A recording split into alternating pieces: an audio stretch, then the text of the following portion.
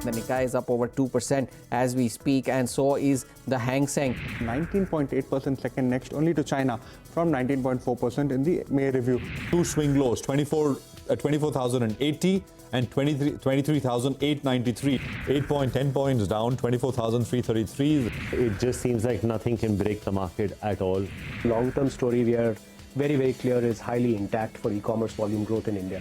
Our international business has been able to improve our profile. Mildly lower start this Tuesday morning. The Nifty and the Sensex down close to about 0.2%. It's a red-looking screen. We've given up most of the gains. Sharpest strategies, top market trends, unmatched perspectives. The trading day's most comprehensive roundup. Stay ahead with NSE Closing Bell. Broadcasting live from the CNBC-TV18 Motilal Oswal Studios in Mumbai.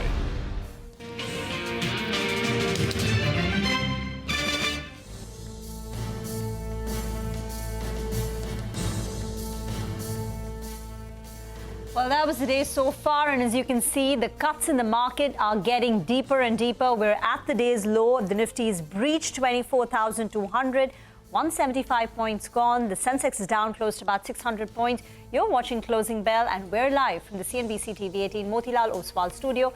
I'm Reema Tendulkar, with me, Surbhi and Nigel. Hi, guys. Hi, good afternoon, folks. So I guess, we are kind of a little alone here in the red today, right? Because otherwise global markets have been holding up fairly well. There's green across European screens. Asia closed up positive. Japan had another very, very good day. So perhaps people will go back to asking some rumblings. Is there something residual in this whole Hindenburg issue or not? Remember, there is a PIL that's been filed in the Supreme Court. So I think the market's taking note of these things. And the question being asked is the worst of the impact over? Was it all done yesterday? Or whether this will keep flowing through the system? And I think we know that anyway at elevated levels, perhaps people also looking for reasons to book profits where they can. And we're seeing some of that today. Well, that's right. And I think the biggest weight on the index, both on the Nifty as well as the Nifty Bank, when that's down close to around 3%, if you pull up a contribution chart, you'll see bulk of today's fall is because of that. For the Nifty Bank, well, that one's breaking down now. It's close to around 650 points down. The Nifty Financial Services Index, that as well is down close to around 1%, and that one plays out weekly expiry, so we'll keep an eye out on that front. There we have it. More than 50% of today's losses are solely because of HDFC Bank. Well, what are the support levels and how do you position yourself in the final hour of trade? Mitesh Thakkar joins us to help us out with that. Hi Mitesh, good afternoon. What do you make of today's trading session, and do you think we're going to be going ahead and testing the recent lows of around 23,900 odd? Good afternoon, Nigel. So I think, I've been maintaining that this will be a sell on rallies market, and it's kind of played out like that for the time being. But there is some pivot support at 24,100 and then 24,000. I think you might see some more choppiness, but eventually I think it looks like a stronger possibility that we'll head lower and maybe, retest those 23,900 lows and maybe make a fresh low below that. So in that sense, the market view isn't very positive. The only good thing which can happen is that, some volatility and the market kind of becomes range bound until the indicators cool off. For the time being, it looks like a negative market, and on higher side, you will see a lot of supply emerge. So therefore, we'll maintain some negative stance, and I have sell calls on the stocks right now. Bajaj Finance is a sell with a stop at 65.40 for targets of around 6,400. And while Balrampur Chini is doing good, I would still, want to go with another stock, which is Berger Paints.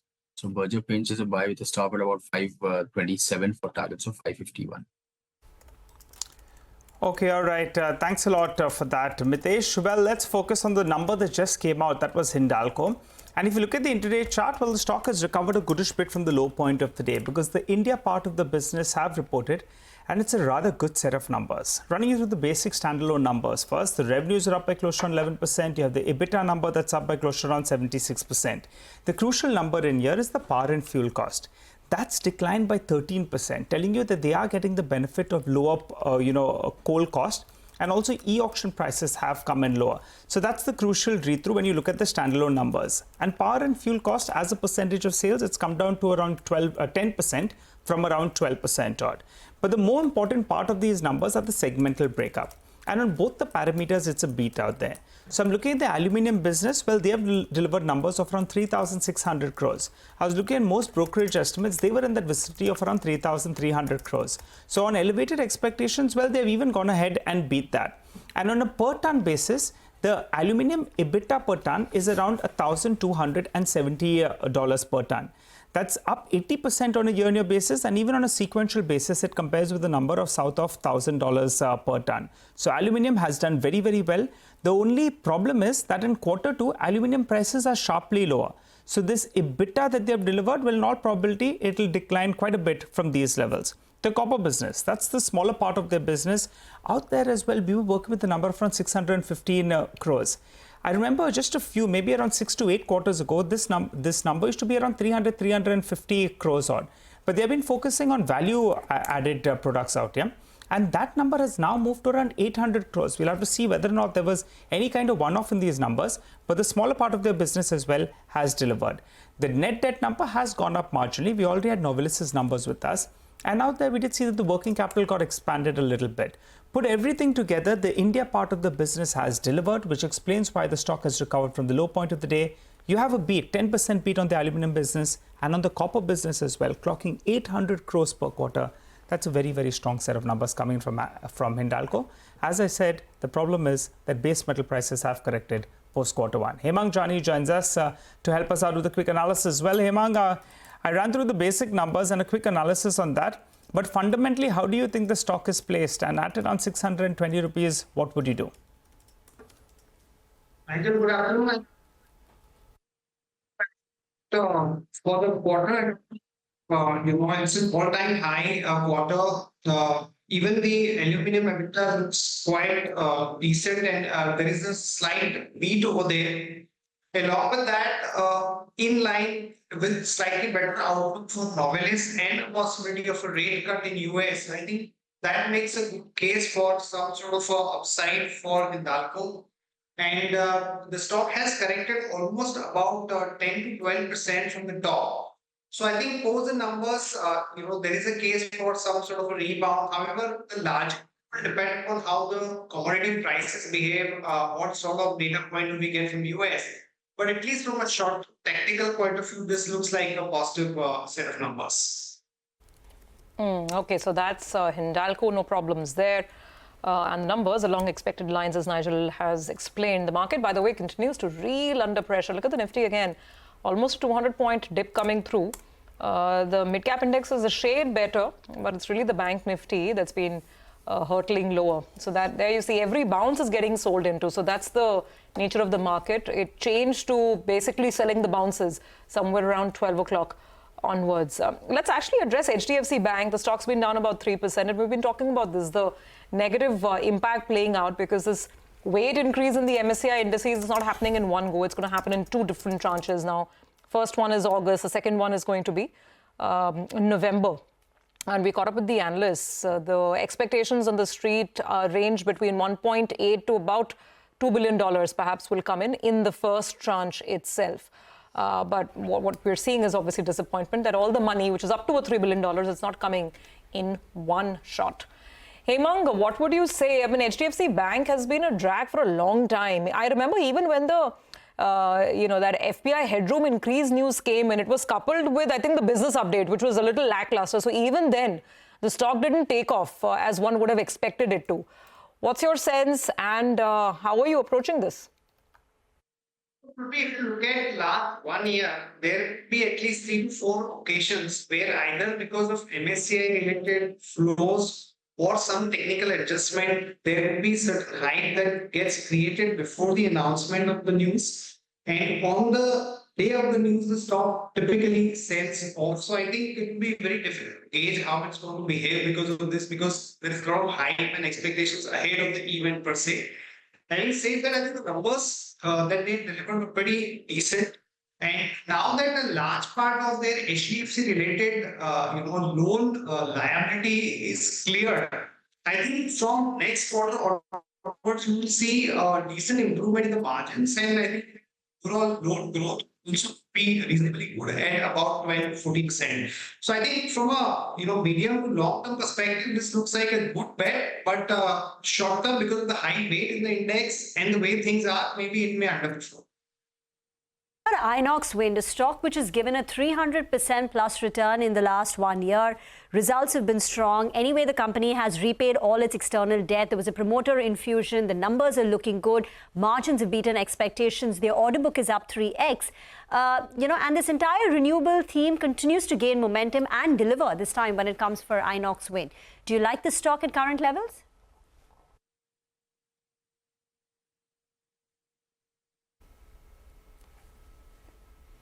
Okay, we'll try and connect with Hemang for Inox Wind, but let's talk about Aarti Industries, because that is the biggest drag today. The stock is down close to about 15% after the management suspended the EBITDA guidance due to volatility on account of pressure from China. Sonal is joining in with the details and what brokerages have made of that commentary. Sonal.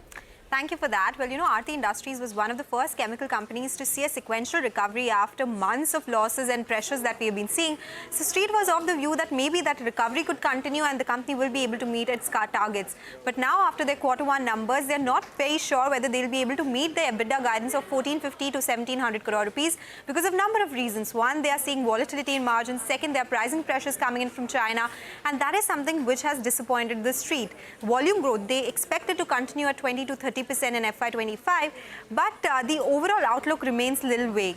In terms of their discretionary segment, the dyes and pigments, that is seeing sequential recovery. Agrochemical demand would only come back in second half of FY25, and the Red Sea issues, they continue to impact exports, so they say that some segments could be impacted because of that in FY25.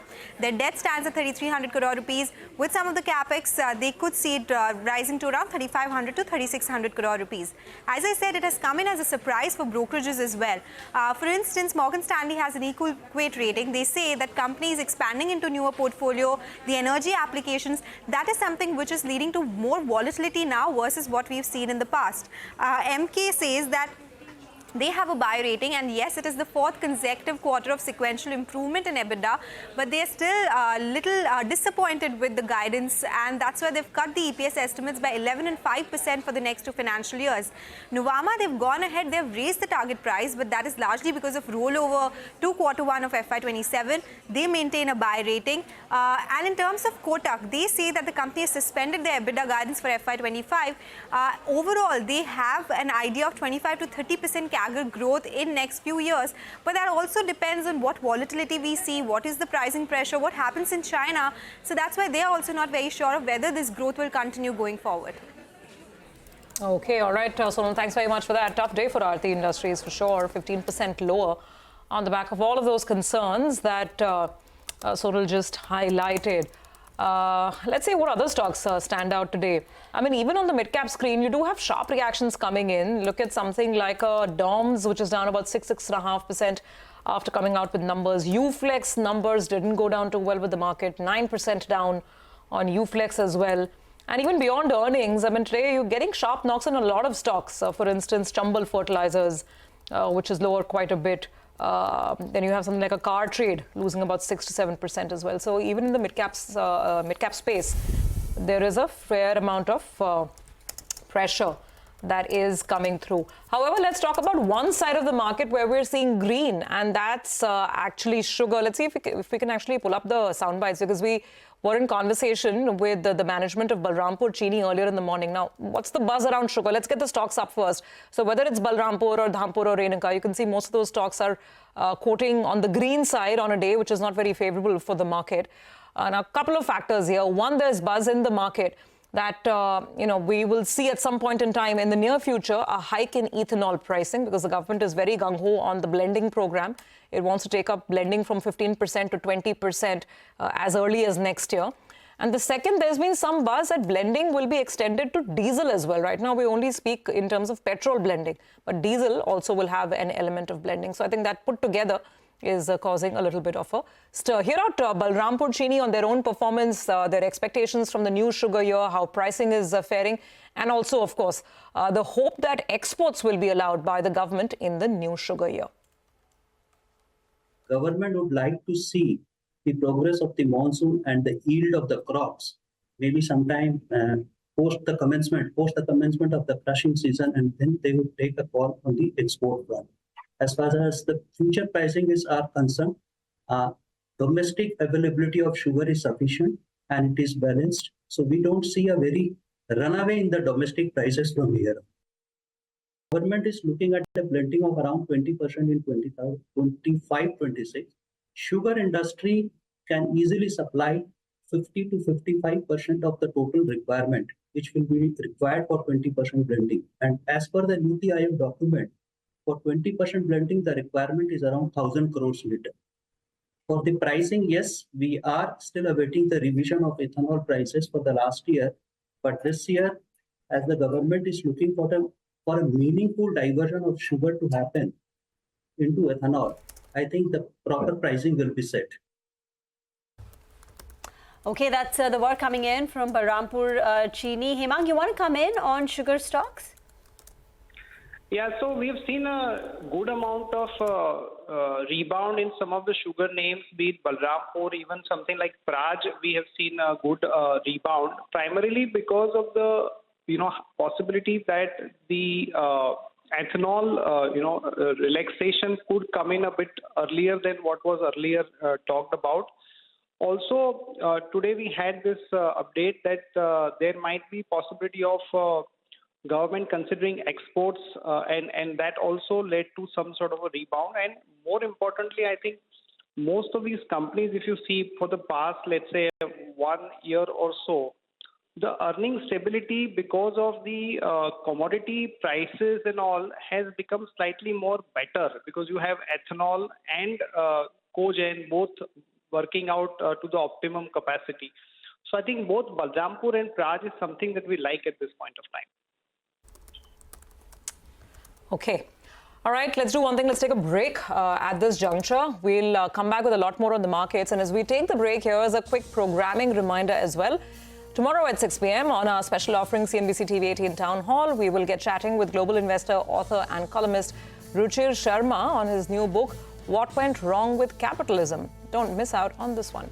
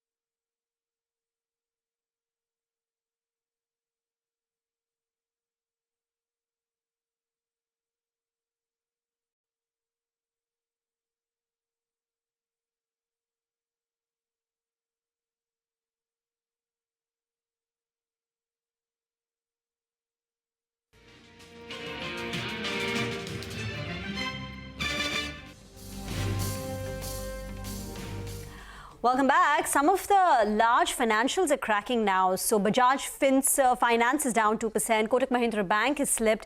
Axis Bank has come under incremental pressure. And outside of that, in the broader markets, many of these mid-caps are reacting to numbers. So FACT, where the company has reported a loss of nearly 50 crores, is down close to about 5% Easy Trip is holding up in the green after reporting a profit jump of 25%. So that's a stock up close to about 2%. DOM's numbers were fine.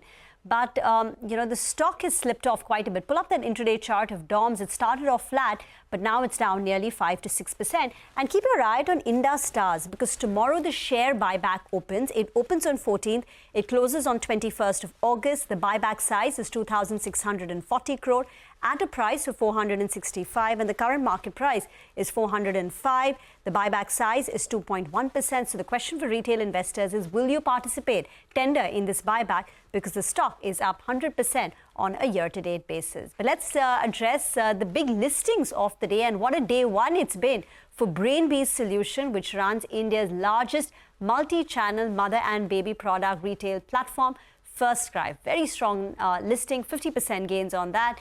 Mangalam is now joining in with more details. Mangalam.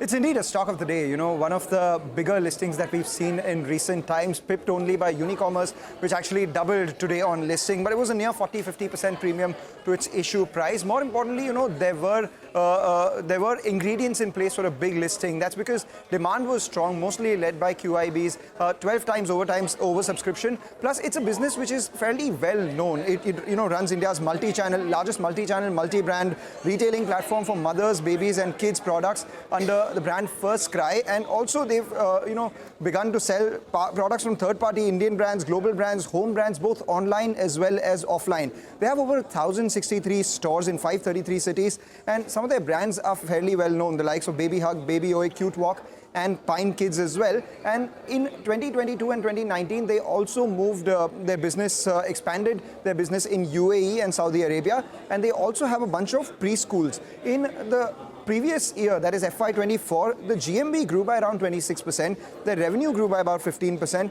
They operate on margins of close to 4%, but that's on a consolidated basis. The India business actually does margins of nearly 9% as well. This morning we spoke with the management, and they said the runway for growth is fairly long, because only 16% of the market is currently organized, and the organized part itself is growing upwards of 20%, in which the company intends to grow a little faster. And the India multi-channel margins, which are at 8.8%, have a fair amount of runway to improve going forward as well. At current reckoning, the stock trades at a little over 4 times price to sales and around 100 times price to EBITDA. But importantly, if they can double their margins and increase their sales by 20-25% going forward, then maybe the street would look at 1 or 2 year forward earnings and consider this stock in terms of valuation as against the trailing valuations.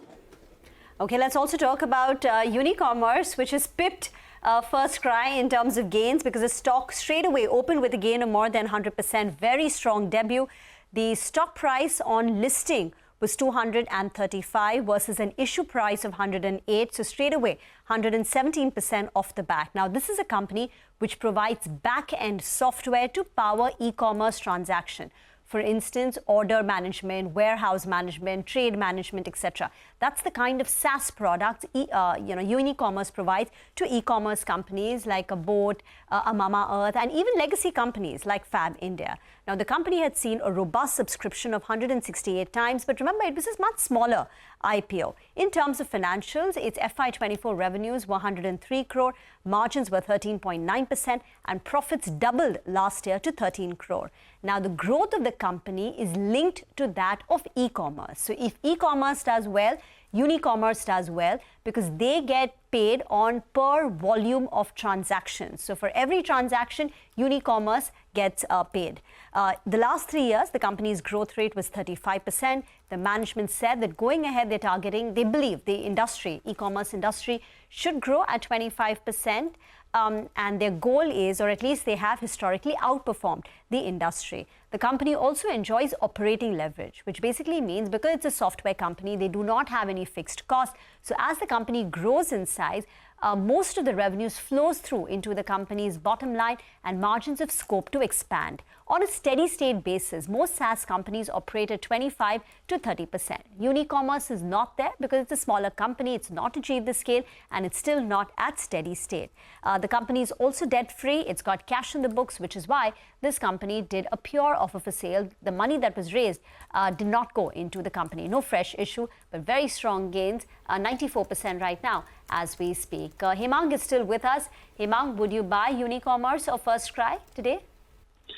So amazing listing for both the names. I think the appetite is back in the market, and I do like both the spaces, you know, whether it is Unicommerce, which is a SaaS-based platform with a interesting plug-and-play solutions. The only issue remains that, you know, for a company which has a 12-13 crore kind of a net profit is getting a market cap of about 2,500 crore. So, you know, the market is probably pricing in, you know, much more than what it should given the, you know, visibility that you see. And same is the case with First Cry. Again, you know, it's a loss-making company. It's a great positioning, the kind of format that they have, and a unique play or a retail platform. The only thing is that 35,000 market cap is way too high for these kind of companies. So maybe from a short-term perspective, because of the appetite, because of the float, you might see some action, but larger call can be taken once we have a slightly better handle on the numbers and visibility going ahead. All right, Hemang, thank you very much. Good to have you on the show. We will leave it on that note for this morning, for this afternoon. Well, with that, let's welcome in Amit Gupta, Senior Vice President and Fund Manager at ICICI Securities PMS. Amit, good to have you on. The market's having to deal with a lot, right? The news flow has been heavy from the election time till, you know, then we had the budget, the tax changes, and now, of course, all the murmurs around Hindenburg. What do you make of things? I mean, at these levels, earnings season is also just winding down. Do you think this market has more juice to keep running? Or are we in for maybe a period of time correction, if not price correction? So I think the later part seems to be more correct actually now. I think time correction is something which market actually, you know, will be happy with it. The market participants will be happy actually with it, because running away market is something, you know, where a lot of participants remain at the lower level. I think now they may get an opportunity because the broader market, I think now is consolidating. You may get good opportunities. There may be some disappointments in the results because the prices moved up actually much in anticipation. Margins, I think going forward, if you look at the crude oil prices, they have not jumped up actually so much. It is still around $80, $81 per barrel. So despite the uncertainty in the global geopolitical scenario market. So I think this is good from the margin perspective going ahead. And from the earnings perspective, I think from the index, you will not see much of a disappointment. Still the 12-16% of CAGR earnings growth will continue. And that is where I think the declines in the market, you know, should be bought into. I think that's very clear. And post-budget, we had seen a decline towards 21,000. If you see financial year 25 EPS, of average EPS around 1140, the price to earning at 21,000 comes around 18 times, and the 5-year average used to be 18.5. That means we came closer to the 5-year average.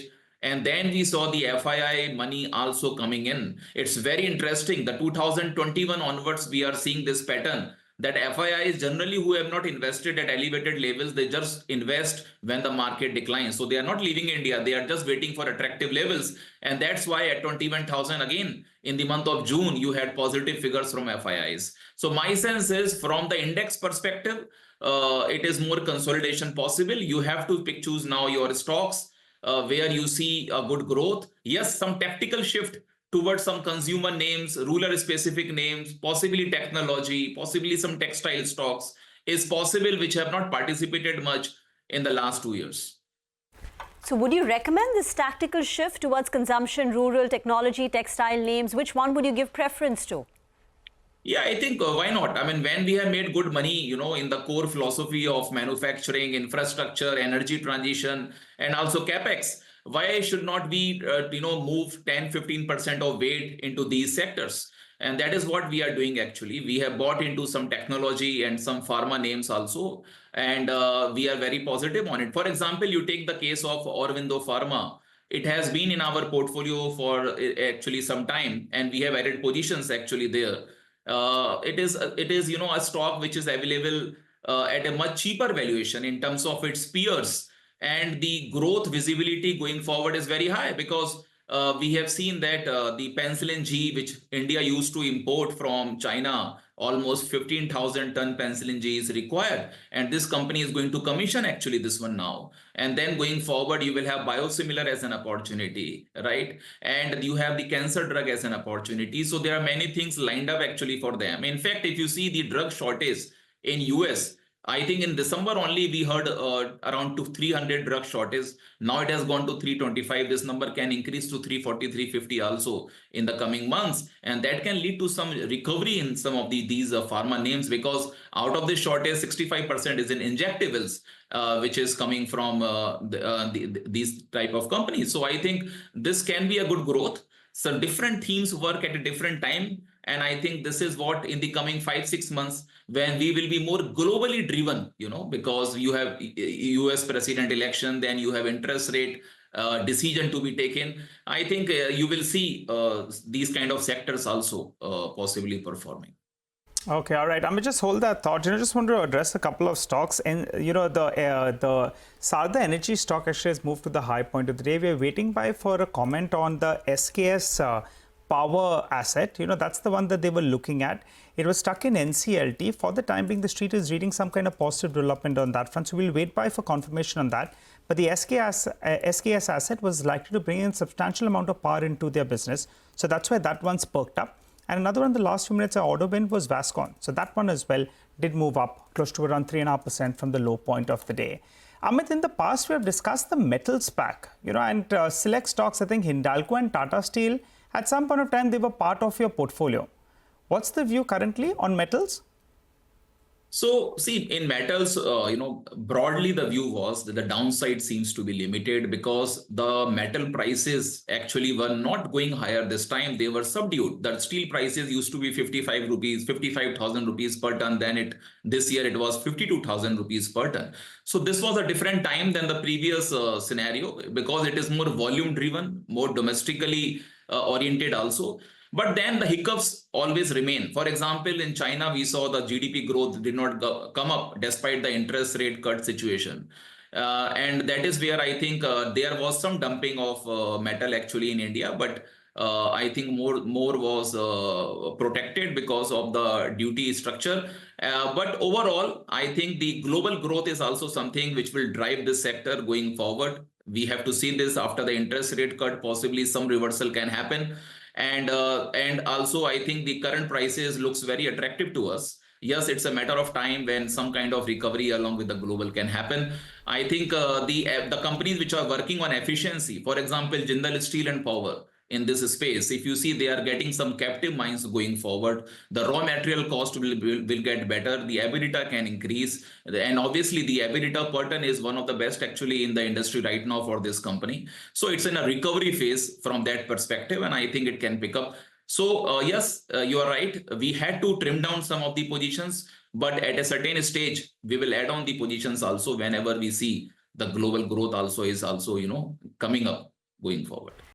This move into pharma is just a tactical play for you short term, because the numbers have been fairly strong in Q1 and even in the prior quarters. Or is pharma a long-term play for you? And have you upped your exposure? Yeah, sure. So I think technology may be a tactical move more rather than pharma, because there is a clear demand of, there is a clear shortage actually in the US market for the drugs. And the certain companies actually, they are just moving into the right segment. So that's why I think the pharma story has already been played out in the market, but there is still room for this story to play out further. Yes, from the tactical shift point of view, I think technology, you can say, is more aligned going forward with the interest rate cut decision, because if it happens, then obviously I think there may be some reversal in the technology space also, where results have not been too weak this time. What market was expecting, there is some volume growth also which has come up, but yes, not the same level of growth, and artificial intelligence still remains as one of the key dragger actually, because they are just coming out of this. They have to understand the business cases for which the softwares are made. So far, you were just catering to BFSI and you were aware of how the debit, credit and how the process flow happens. So you were ready with your software buildup, but now you have to work on your business requirement first, and then you have to work on your software. So it's a challenge. And the companies are coming out with. We saw that TCS came out with one Wisdom Next as the generative AI tool, actually integration of 3-4 generative AI things. I think those kind of things you will hear, and the success rate of that will drive the companies also, along with the interest rate cut, which is more a tactical move.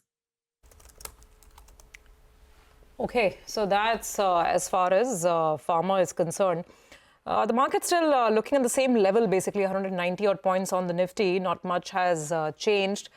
So sort of talking about trends, Amit, I mean, going forward, we've got a lot of new IPOs, right? New paper hitting the market and very different kind of businesses. There's, of course, Ola, that's done very well. Today's two listings have done very well as well. Just give us a sense and a flavor. I mean, what kind of companies have found your interest in, what's captivating your attention? And something as specific as Ola, I mean, are you surprised with the moves, or do you think it's really a good play and there's still something left on the table for investors? See, I think valuations definitely is something where you need to be a little careful. But overall, the trend towards the electric vehicles is actually gaining, is increasing continuously now, particularly in the two-wheeler vehicles, where Ola Electric has presence. And we have seen its market share almost going to 35%. But the profit making has to come up, right? That's, again, very important feature, which we used to see in the other new age technology stocks before. That did not happen actually for a long period. So I think that is something where they have to work. In fact, the subsidy from the government also, which used to be there, it was reduced to some extent last year, and then we saw the decline in the sales also. So those kind of things you have to work upon. But yes, the trend is very clear. I think in the coming years, you will see 70-80% of two-wheelers being converted into electric vehicles. And that is where it's a good growth. I think the next trend, going forward in the listing space also is going to be from those companies which are already there, for example, in thermal space or hydropower, and their renewable energy entity is going to be listed. For example, NTPC. So NTPC, if you see going forward, the NTPC renewable is going to be listed. So NTPC already has 76 gigawatt of total capacity, and they have a target of 130 gigawatt by 2032, out of which 60 gigawatt of renewable they are talking about. The current capacity of 3.5 gigawatt in the renewable space, will be 16 gigawatt by financial year 27 ending. So they are working on both the fronts. And I think that is where this company will see a lot of inflows going forward. It has already been one of the rock solid stock in the market. But yes, I think this is the trend that we are looking at. Some of these renewable setups in these companies, even NHPC going forward, those are going to be listed. Okay, Amit, thanks a lot for joining in and giving us your views on the markets, as well as a lot of sectors and themes that we did discuss. Talking about renewables and renewable energy on the whole, pull up Suzlon. The stock had dipped into the red, but now it's done a U-turn. It's back up into the green. So it's been all over the place today. It opened up much higher. Then it slipped, I think, closer to around 3-4%. And now, in fact, it's making a comeback as well. Well, time to slip into a short break. On the other side, as always, we'll get you some technical calls. We'll also try to get you an insight into dealing room action. Stay with us.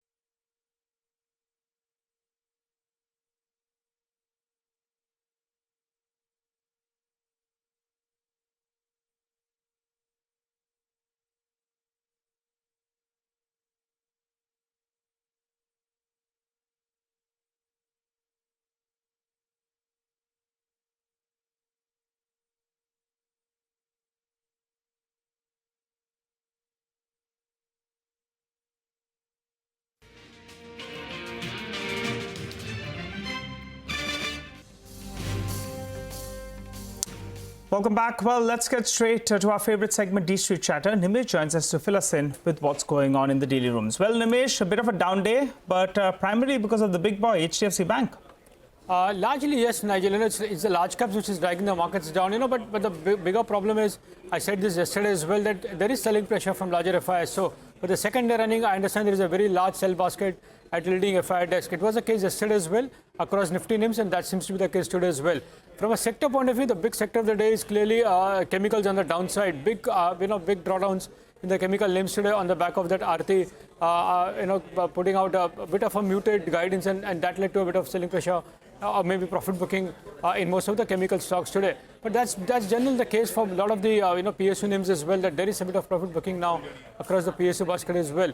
I guess from a technical point of view, while at the current levels of 24,150 is a crucial support, but on the way down, the next big support level will be 23,500. So that's the level from a technical point of view. But I guess the last 2 days of underperformance in the market is dragged by the fact that there is selling pressure from larger FIs in the Nifty names. And what have you picked up on individual stocks, Nimesh? Well, so the first name is Sundaram Fasteners. The stock has recovered from the day's low. There is a block in the morning trade, in the pre-open. Nearly 1.5% equity got changed hands. I understand the promoter entity was a seller and a leading long-only fund was a buyer. So again, disclosures could be quite interesting in Sundaram Fasteners. The second stock is Strides Pharma. Weak market, that is relatively outperforming, up 4% last I checked. Good volumes as well. Largely, this outperformance is on back of delivery-based buying at a leading FI desk. So looks like some FI interest is back in this particular name. The third, a couple of metal stocks, both Hindalco and Tata Steel, both are under pressure, but largely because there are price limit sell orders at a leading FI desk. So it's again part of the big basket, which includes these metal names as well. And the last is AB Capital. The stock has relatively underperformed since the Q1 earnings. It was pretty much on muted lines, but now the city is anticipating a large block deal as well. So a bit of depth has been talked about, and the city is anticipating a large block in AB Capital soon. Thank you very much for that. Vodafone Idea is under pressure for the second day in a row. They reported numbers yesterday. The losses come down on a quarter-on-quarter basis. The loss is the lowest in the last 5 quarters because remember the company has repaid some of its debt after that FPO. They raised that money, but operationally the company still is struggling a bit. Revenues declined for the 3rd consecutive quarter, underperforming peers, and even on an aggregate basis, subscriber losses continue. So Vodafone Idea down for the second day in a row, today down 3%. Mitesh is back with us for a few BTST calls. Mitesh. So SBI card is something which I'm negative upon. I think that's one which is turning weak, and PFC. So both are STVT calls actually. PFC would recommend selling with a stop at 488 for targets of 472. And SBI cards, if I was to give you the levels, stop at about 697.5 and a target of around 680. Thank you very much for that. Let's get to the big earnings which we're anticipating in the evening today. Starting off with Hero MotoCorp. Sudarshan now joins in with the expectations. Sudarshan. So Hero MotoCorp will be reporting its Q1 earnings today, and our polls suggest the results are expected to be very strong, with headline numbers are seen at multi-year highs. But before I talk about the numbers, let's talk about some of the internals. It's the cheapest stock amongst all the two-wheeler names. 1-year forward P is 22 times and is slightly higher than 5-year average of 18 times. And in 2024, so far, the stock has been up almost 28%, and it's 10% away from the record high that it hit in June. Now talking about the numbers, net profit is seen rising 28% to more than rupees 1200 crore. Revenue is seen increasing 21%. EBITDA may rise 31%, and margin is seen rising 100 bips to almost 15% against 14% in the same quarter last year. So what all will aid the numbers? First, healthy volumes. Q1 volumes are up 14% YOY to more than 15 lakh units, led by rural recovery and new product launches. Second, rich product mix and rise in average selling price. Company has seen rise in average selling price in the range of 6 to 7%, and product mix has recently seen an improvement that is likely to aid the margin.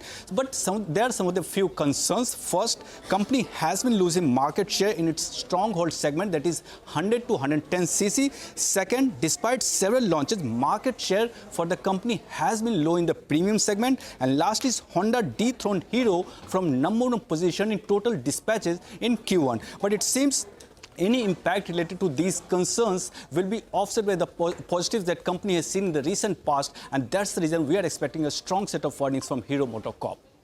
Thanks a lot for that, Sudarshan. Well, let's also get a preview on Apollo Hospital. Sonal joins us to run us through what we're expecting. Sonal? Thank you for that. Expecting good set of numbers from Apollo Hospitals, led by the hospital segment itself.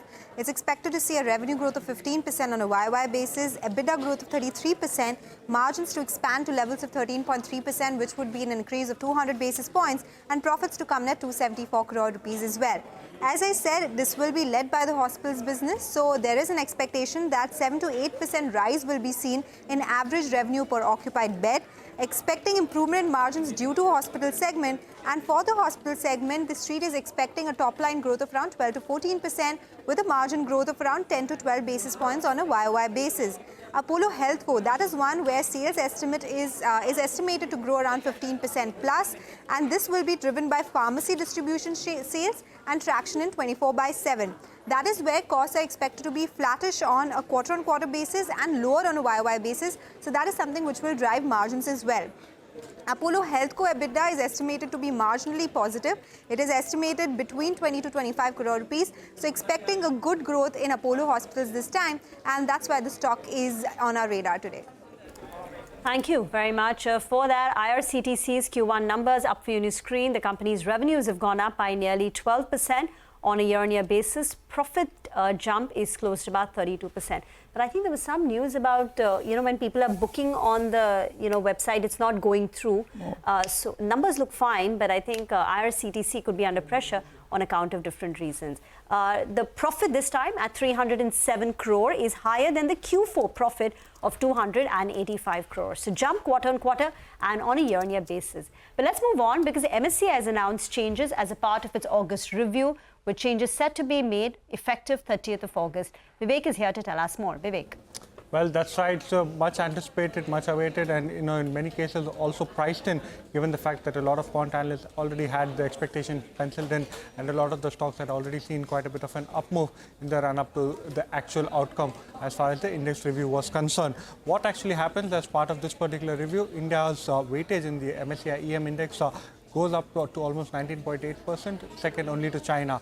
India will get inflows of close to $2.5 billion, a little over $2.5 billion, and all of these flows will happen on the trading session of August 30th. Now, the main index, the one that we track closely, is the MSCI Global Standard Index. 7 additions and 1 deletion over here, and the flows that we are mentioning are, the IIFL Alt estimates. Zydus Life seeing flows of close to $218 million. Prestige Estates, Dixon Tech, OFSS, Oil India, Vodafone Idea, and RVNL are the stocks that make the cut this time around. One stock, that will be deleted from the index is Bandhan Bank, expected to see outflows of almost $110 million. The most important stock, one that the street was watching very closely, was HDFC Bank. HDFC Bank, remember, after it had uploaded the shareholding pattern, there was enough foreign headroom for MSCI to go ahead and increase the weightage. The street was anticipating that this weight increase that would have led to likely inflows of close to $450 million the MSCI has now decided to implement this weight increase in 2 separate tranches rather than one that the street was anticipating. That explains the stock down move today, but even after that, HDFC Bank will receive inflows of close to $1.4 billion on August 30th as part of the first weight increase. The second weight increase will most likely happen in the November review in case there is enough headroom over there. And lastly, the MSCI has lifted the embargo as far as the Adani Group stocks are concerned, indicating that Adani Group stocks will now be treated at par with all of the other MSCI stocks. Thank you very much for that. We'll slip into a very short break. We'll come back with more on the market. Stay tuned.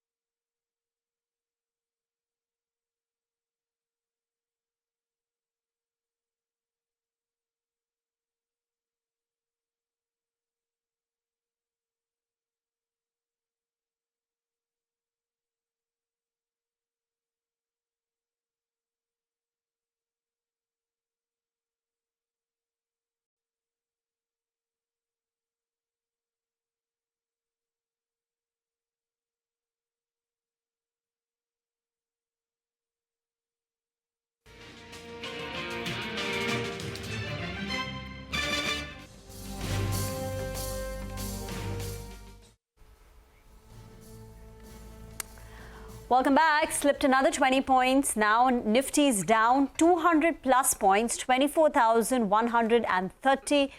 Remember, from 2:30 onwards, the markets were hovering around 24,150. But now in the last few minutes, the selling pressure has extended itself. The Nifty Bank cut stands at 750 points. And names like RateGain, Metro come under pressure for the second day in a row. Let's get you some market opinion before we catch up with Sudeep Bandyopadhyay. Earlier today, we chatted with Rahul Arora of Nirmal Bang Equity, who shared his view on the Nifty bull run, the BFSI sector, and the ongoing consolidation in cement. At an aggregate level, I'd still say if you were to look at the Nifty earnings projections for the next 2 years in terms of growth, because I think most of the margin expansion is done, Prashant. The focus is now going to be on the top line. So you're probably going to be looking at about a 13-15% kind of earnings growth for the Nifty between 24 reported and 26 actual. I think that should be your expectation for the market return as well. I think people should not lose sight of the fact that the Nifty was 7,500 not too long back, and it's more than tripled in a matter of 4 years. So I think at some level it's going to rationalize. But I think overall BFSI is still presenting value. I think housing finance companies could be interesting. LIC Housing Finance was a miss this quarter in terms of results, but we like that space. We recently initiated on Housing Urban Development Company, Hindalco. We like that name. So I think BFSI valuations are not demanding at all. IndusInd Bank again coming to you at 1.5 times, Axis at 2. It's a clear overweight sector for us.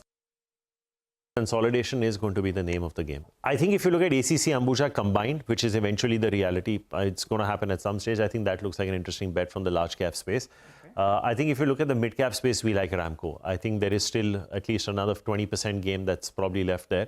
And JK Lakshmi from the small cap. All right, that was a view from Nirmal Bang that we got earlier. Sudeep Bandyopadhyay is joining in from IndiTrade Capital. Sudeep, good to have you on. You know, I remember our conversation on Sunday when we were discussing the fallout of this Hindenburg latest report. And I know that, I mean, a lot of people from the market, including the legal fraternity, they've said that it shouldn't be too much of an issue. But I don't know, I mean, looking at the selling today, do you think there is some sort of a residual impact that is still playing out? What would you attribute today's fall to? No, Survi, I don't think this has got anything to do with Hindenburg report. I think, this is a little bit of nervousness at elevated levels, and that's what is happening. I think, market had to find some reason to correct. We have been going up relentlessly, and at some point of time, little bit of course correction, little bit of profit booking, consolidation, whatever name we wish to call it, was par for the course, and that's pretty much what is happening. I don't think we should be too perturbed with this. A bit of consolidation at elevated levels is warranted, and that's it happening. We've been saying this time correction is required. The valuations in many sectors and many corporates had reached levels which were not really sustainable based on the earnings. So a bit of catching up should happen, and probably we are seeing the beginning of that. I'm not saying markets will continue to correct. There is enough and more liquidity, which is ensuring that the market remains at elevated levels. Look at the IPOs which are coming. They are getting subscribed. Post-listing, they are also performing very well. Though the valuation-wise, some of them are looking stretched even now after listing, immediately after listing rather. So we have to be a little careful. We have to be a little stock-specific. But the bias is positive, and we will continue to inch upwards with a lot of volatility. Sudeep, many of the PSUs, despite decent numbers, have come in for selling pressure post the results. So even Hindalco today or IRFC, RVNL was a disappointing set of numbers last week. But even where the numbers were not so bad, they were actually pretty good. You've seen the stock selling. What's the view now towards some of these high-flying PSU stocks? Would you book profits? Well, Anima, if you're talking about high-flying PSUs in the defense or railways, I think they were, valued to the perfection or even more than perfect, and some amount of correction was warranted. Some of them came with not so good set of numbers, and they corrected very, very sharply. And I think that's the right thing to have happened. Order inflow and valuation cannot be equated. And that's what was happening. With every fresh order inflow, the valuation was moving up. I think there is a huge difference between getting an order and executing it in a profitable and time-bound manner. The market will mature, and we are learning that very fast. As far as overall PSU space is concerned, we like the power space, I think there is a lot of positive things happening in that space, and the valuation there, in spite of it going up, still looking attractive. And NTPC, even at current level, does look attractive. Some of the power financiers, some of the ancillary companies, transformer companies, they all look good, provided you have a 1 year plus time horizon. All right. Hi, Sudeep. Good afternoon. Sudeep, you mentioned briefly about IPOs. What's your view on Ola Electric? A lot of doubts were there. I recall in the first minute, the stock opened as flat as can be, but that was the only time. After that, it just accelerated. Next 2 sessions, 20% up. Today, it was up 15%. It's come off the top. What's the view on the stock? Well, Nigel, one thing has happened definitely. Unlike the couple of years back when a lot of IPOs came, new generation IPOs came, everybody is talking about either profitability or path to profitability. Even Ola is talking about path to profitability. They're talking about the huge battery factory they're putting up and how that will change the game, improve the margin and things like that. So I think the noise being made is absolutely right and market likes it. But having said that, I think it's still not proven, and we'll have to wait and watch how things pan out from here. I wouldn't be surprised if at some point of time we do see a lot of correction coming in Ola Electric. Not saying the company is bad, not saying the business is bad, but it's something which has to run its course. It's a long way to go before we can call it a successful company. Okay, all right, Sudeep, we'll leave it on that note for today. Shorter conversation, but we will see you after the market close. Let's start recapping what's been a choppy day of trade, but one where the bias was very, very clearly negative. There's no taking away from that. And you have financials to blame for it.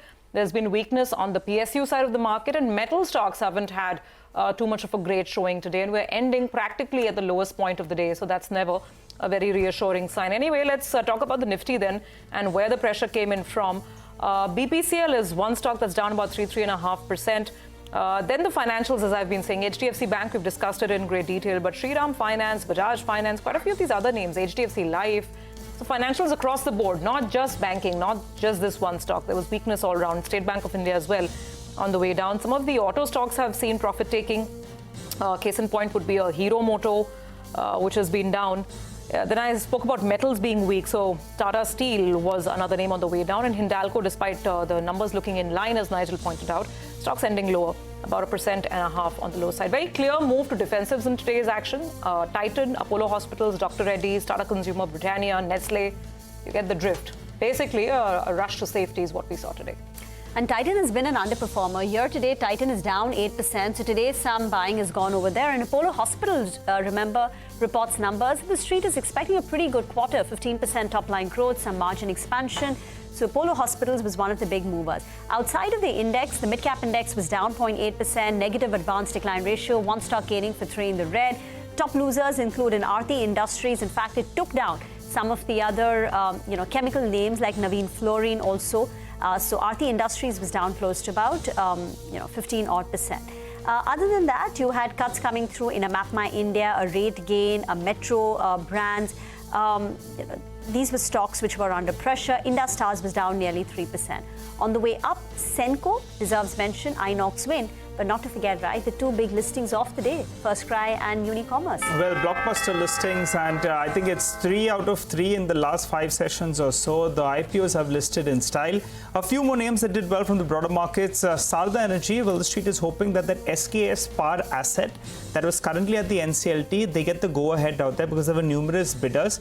So we wait by for confirmation on that, but the stock ended at the high point of the day with a gain of around 7.5%. Stovecraft as well, up 7.7%, one of the underperformers that have done well, post positive commentary, and Inox Wind as well, another one that's been rock solid. For the time being, though, we'll wrap up on this edition of Closing Bell. You stay with us. Markets Forward comes up next.